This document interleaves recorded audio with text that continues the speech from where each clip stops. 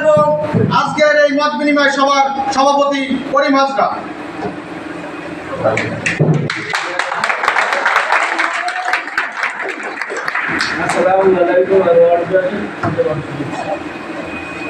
আমি চাই যে জায়গায় বিএনপি করার লোক ছিল আমি এক দেশে ভোট পাতো আর সবই বিএনপি পাতো আমাদের এই ওয়ার্ড আর এখন কিন্তু আমাকে বিএনপি সদস্য যে আমাকে একটা ওই যে আমি সভাপতি আমি যেটা তো বলতে যাচ্ছি কি সভাপতি সভাপতিরা আমি সভাপতি এই যে যে যে যে ডাক্তার দিয়ে হয়েছে ডাক্তার সব তাহলে এগুলো বুঝতে হবে আমি চাই সবাই একত্রিত হয়ে